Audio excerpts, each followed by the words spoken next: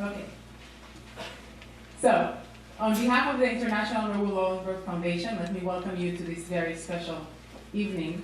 We are joined tonight by many distinguished guests, including Ms. Marjorie Bloomberg-Tiven, New York City Commissioner for the Commission for the United Nations Consular Corps and Protocol. We have diplomats representing several countries, including Sweden, Germany, Hungary, Italy, Brazil, Colombia, the Czech Republic, Romania, and others. And we have people who were saved by Wallenberg and their family members, and we have many other guests.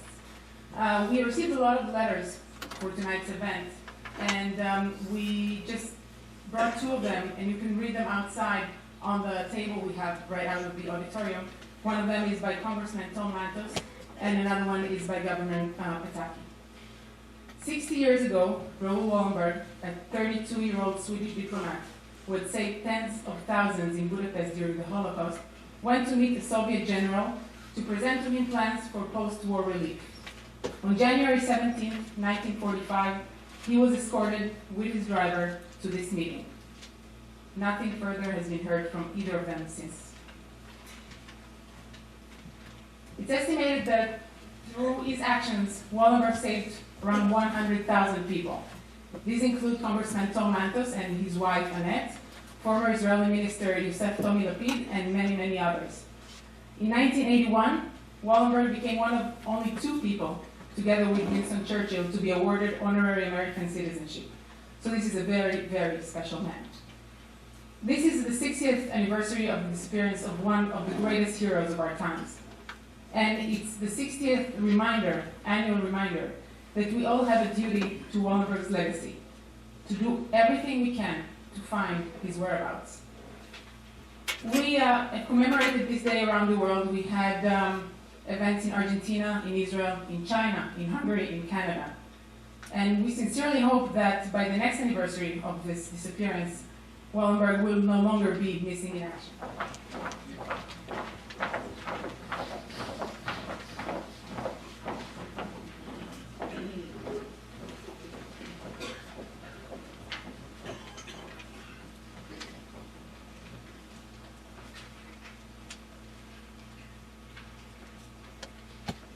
Act 1 opens with a musical number in which the citizens of neutral Sweden find World War II swirling all around them.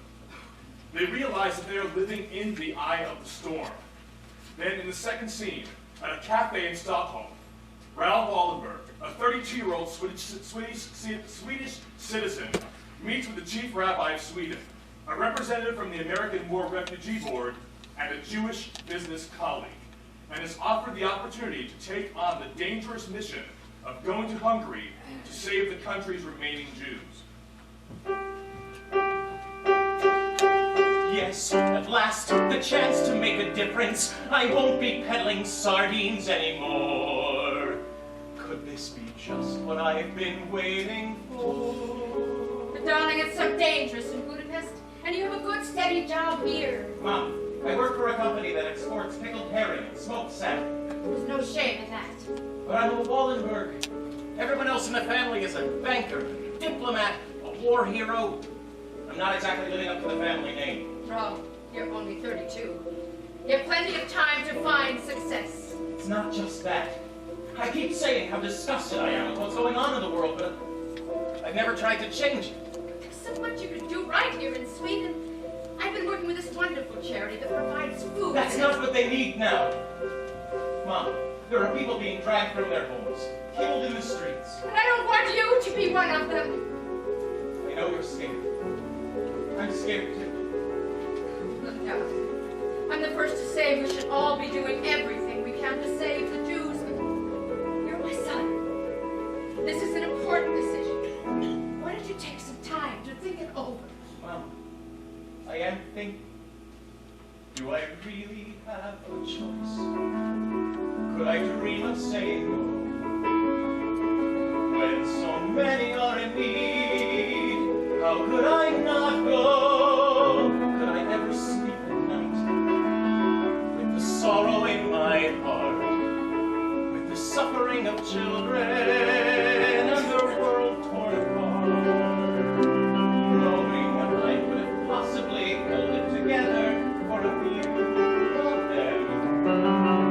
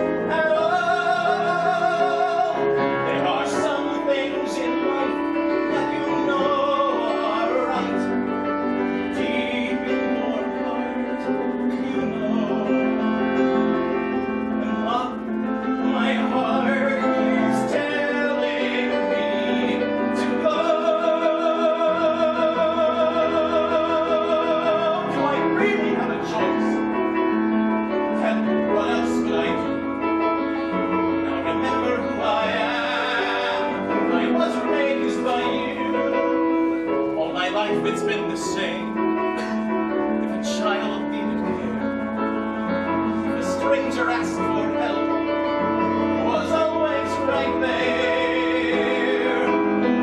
With gentle kindness, hard qualities you never lacked in.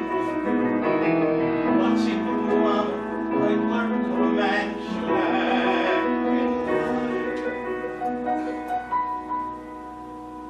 So I'm going, Mama, despite my fears. You shouldn't worry, wipe away those tears. I hope you'll be proud. I hope you'll rejoice. It's all because of you. That I don't really have a choice.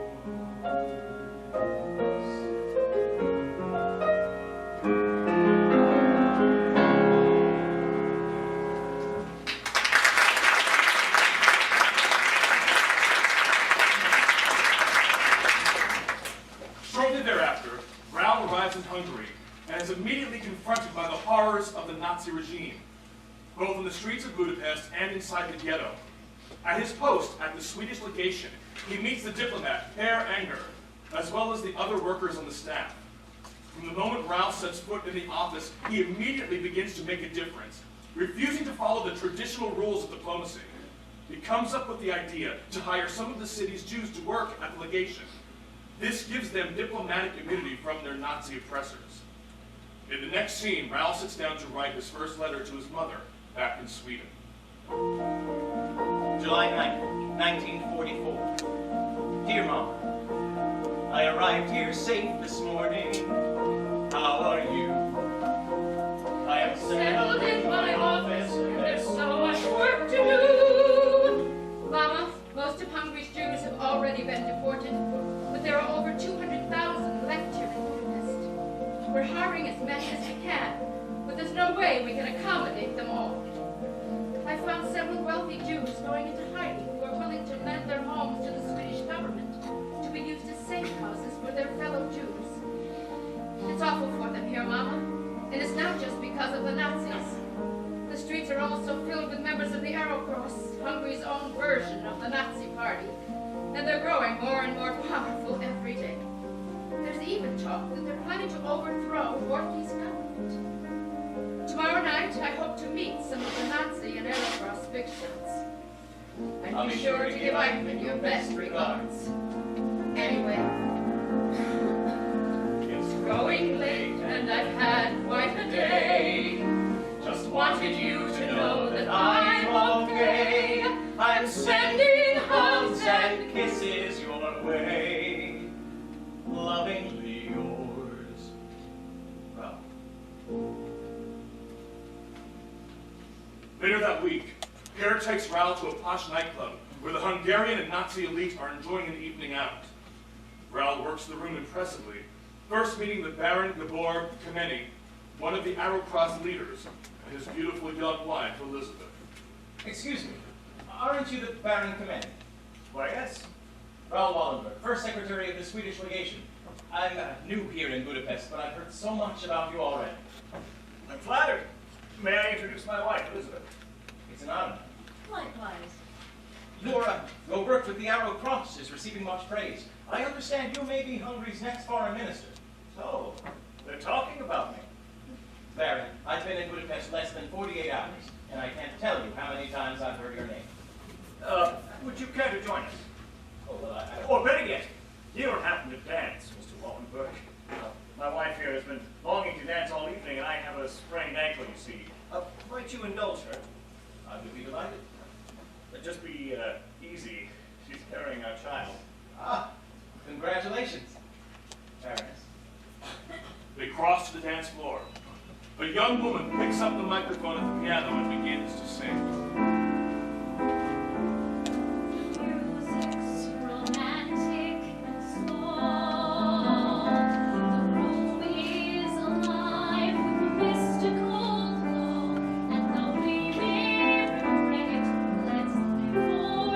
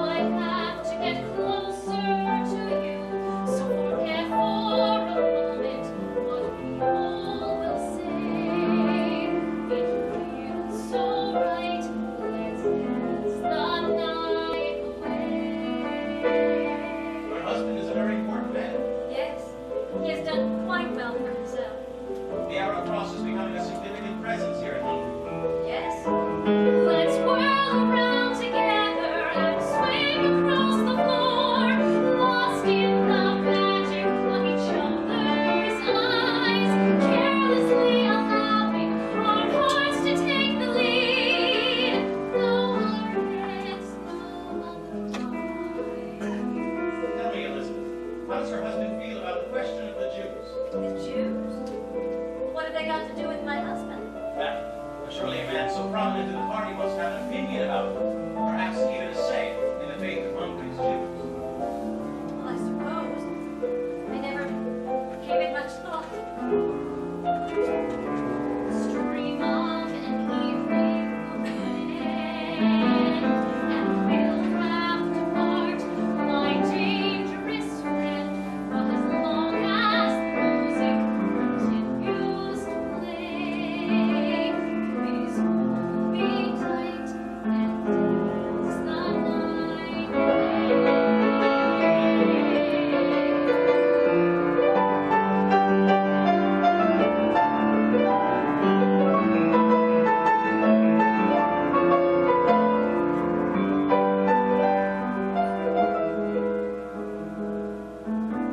Well, what is your position on the Jews? Me? I'm here to say that Stream of an evening will end, and we'll have to part, my dangerous friend. But for now, for a heartbeat, I beg you to stay. Don't think of the price that we may have to pay, as long as the music continues to play. Please hold me tight and dance the night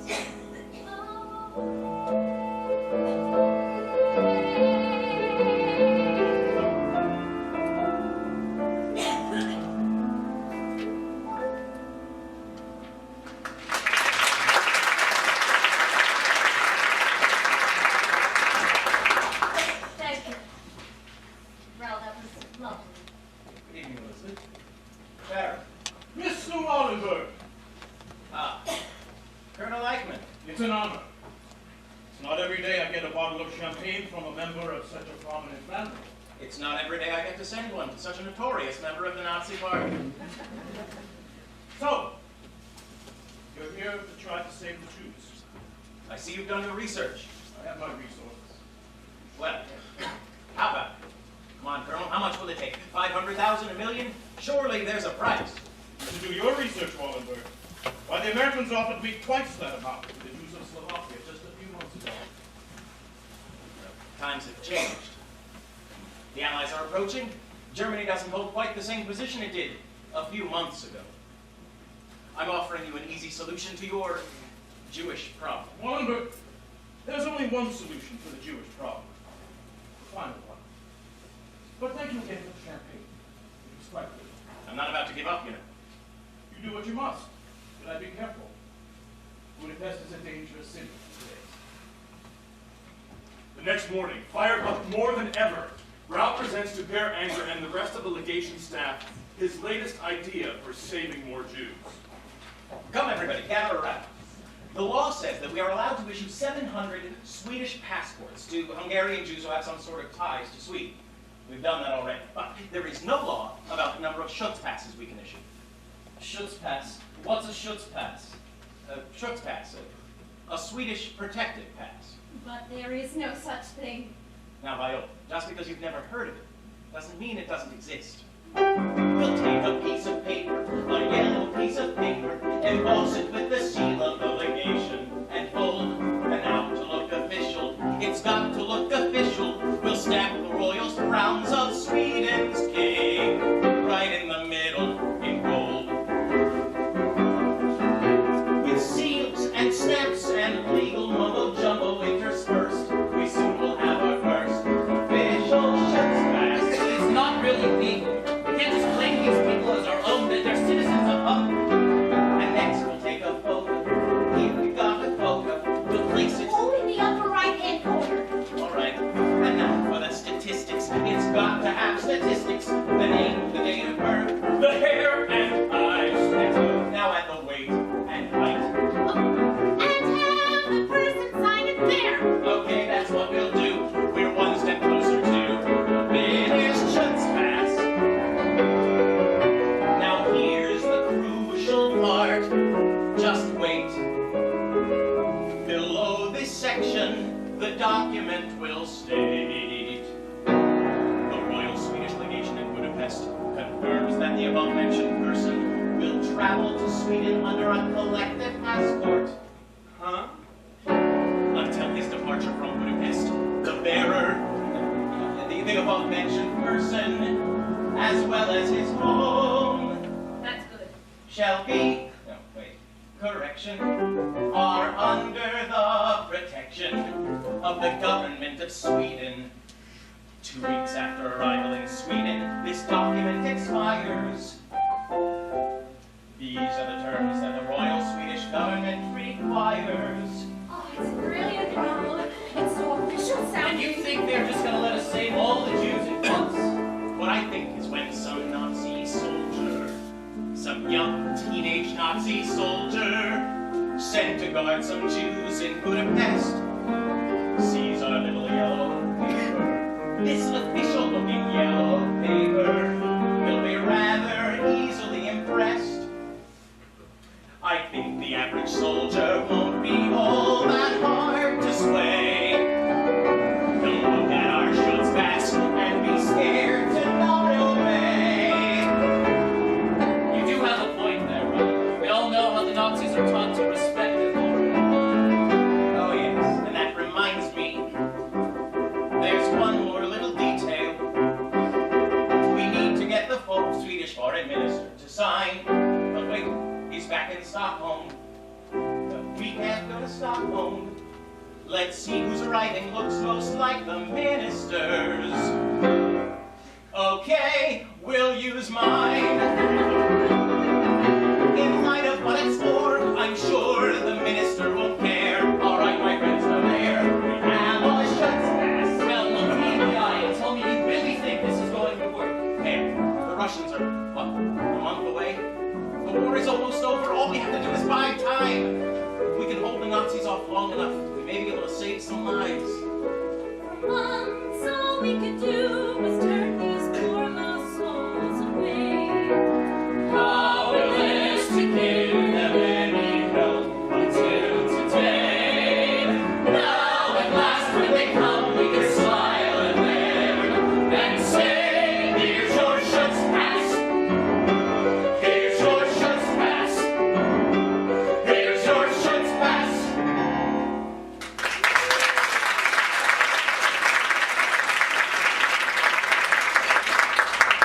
Later that week, Elisabeth goes to meet Raoul at one of the safe houses he has set up for Jews under the protection of the Swedish government. She witnesses firsthand his kindness and generosity to the adults and children living there. Afterwards, they go for a walk in a nearby park. You're a very kind man, Raoul. I do what I can. You know, ever since we met, I keep hearing about you. I think it's wonderful how you're trying to help these people, and the look in that little boy's eyes when you gave him those chocolates. When I was his age, my world was full of sweets, games. What does he have? Look, beautiful, aren't they? There's nothing quite like lilacs. I've been thinking about what you said the other night, Raoul, and I want to help too. You do. Yes, now I have some money I can give, but what I'd really like is to actually do something.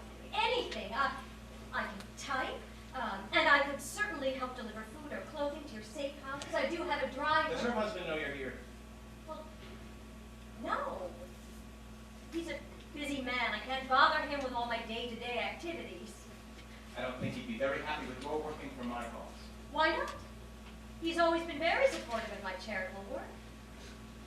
You don't know my husband, Raoul. I know that he and his Arrow Cross are trying to kill the very people I'm here to save. What are you talking about? My husband isn't trying to kill anyone. He's trying to build a stronger, better Hungary. And eliminate all the Jews in the process.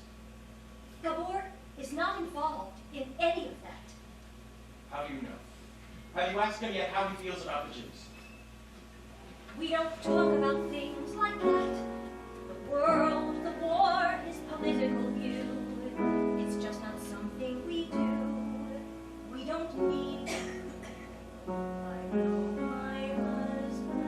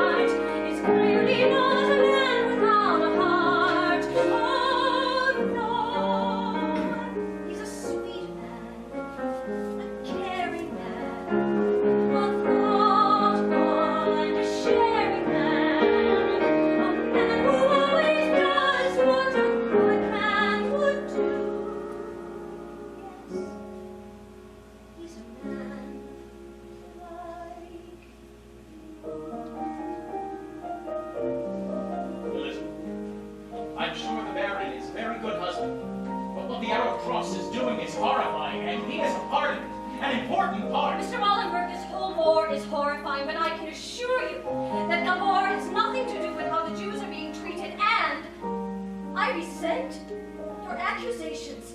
I'm not trying to hurt you, and I know you genuinely want to help.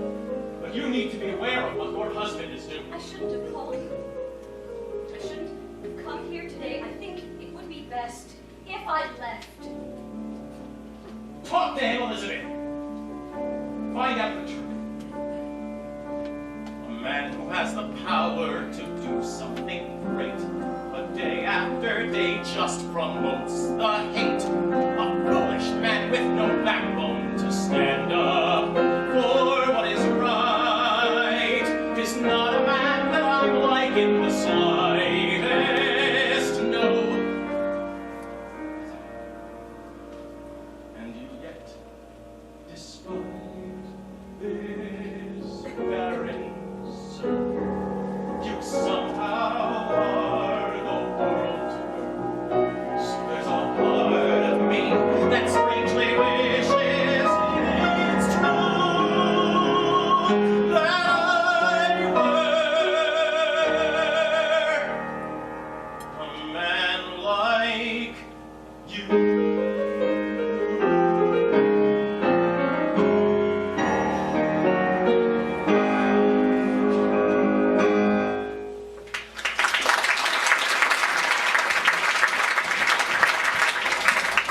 Soon after Raoul and Elizabeth's argument, Elizabeth witnesses her husband's heartless contempt for the Jews and realizes that Raoul was right about him. Meanwhile, Eichmann exerts diplomatic pressure on the Hungarian regent, forcing the deportation of the remaining Jews to Auschwitz to resume. Raoul immediately goes to see the regent and tells him that he will be charged with war crimes if he allows this, and manages to convince the regent to prohibit any further deportations. Shortly thereafter, Eichmann shows up at the legation office.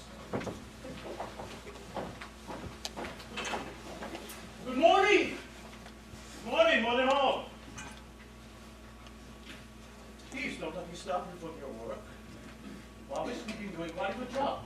Colonel Eichmann, to what do we owe this extraordinary honor? Why, I've come to congratulate you, Wallenberg. Congratulate me. You haven't heard? You must have some bewitching power over Roderick. I'm afraid I don't follow. He issued an edict this morning to call off the deportations. You should be very, very proud. So the old man has come to his senses. But you flatter me, Colonel. There are many who oppose your plan for the Jews. Nevertheless, Wallenberg, I hold you personally responsible. I am honored.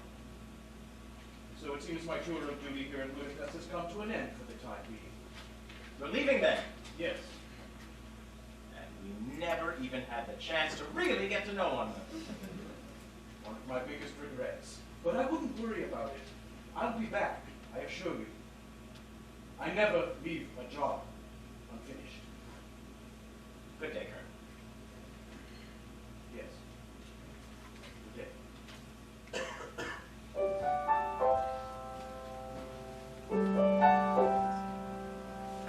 Is this really happening? Pinch me quick.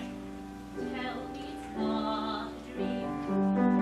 I'm mistaken, or should we be celebrating?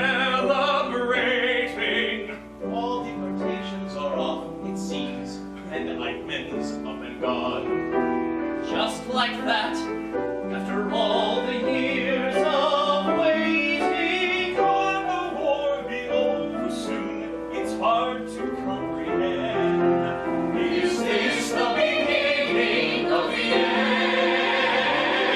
Is that an American tank I see barreling down the street? The Yanks are coming, so step aside, off, sweetie. Sure, Mr. Roosevelt, splendid idea. Tell Winston it's Thursday at noon. Of course, you can use our office to assign him a dream. Maybe we can make it home for Christmas Eve, my friend. Looks like the beginning of the end. Lisa and I, we can take a stroll once more by the banks of the Brook. Unless my man can finish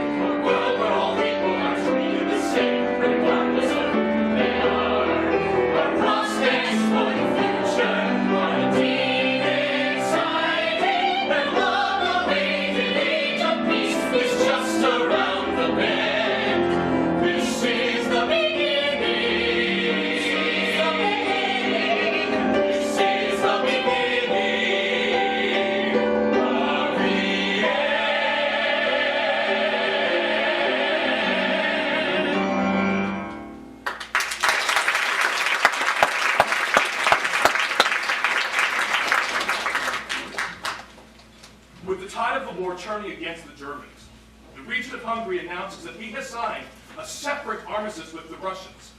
Jubilant, Raoul writes another letter to his mother. October 16th, 1944. Dear Mom, it's with the utmost joy I write you now. It's like a dream come true. It's like a miracle somehow. Hungary has made peace with the Russians at last. If all goes well, the Nazis should be out of here in no time. And since our relief work delegation is already in full swing, it looks like my tour of duty here may be coming to an end. In fact, there's a good chance I may be home in time for Christmas. I can almost taste your ginger cake now. Please give my love to Nina and the baby, and tell Aunt Sophia. Raoul! Elizabeth, it's 4 o'clock in the morning. You were so right about Gabor. If only I'd listened to you. What happened? I just heard him talking with the others. The Arrow Cross has overthrown the government. What? They've taken over the whole city. I came as soon as I could.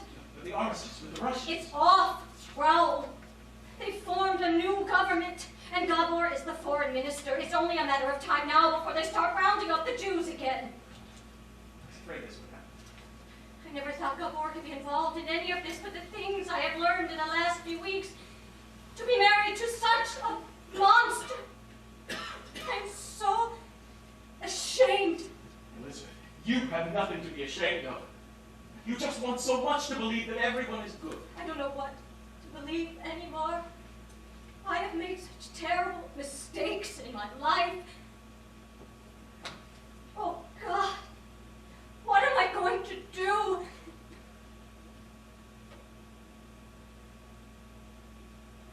Sorry. No. It's my fault. No, I was the one. I was too late. It's too late. There, what happened? There was shooting in the street and people screaming, children. There, calm They were down. dragging them from the safe houses. They had no shoes on. Who? I ran to Benser Street as quickly as I could. The children. They were gone. Oh, my God. It's too late. No, it can't be. Here. Wait, Vilmos, tell them to bring the car. All right. Raoul, what are you going to do? I'm going to find Judith and the children and bring them back. But you can't put yourself in the middle of... They'll kill you. What choice do I have? Be careful.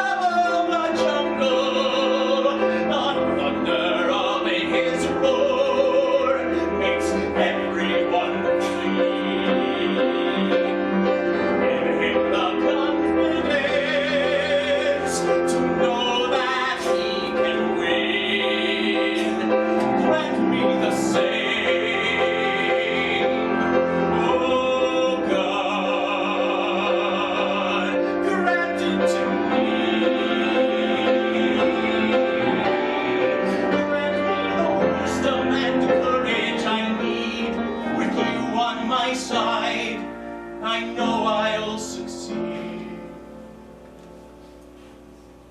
Grant me your help, oh God. Grant it to me.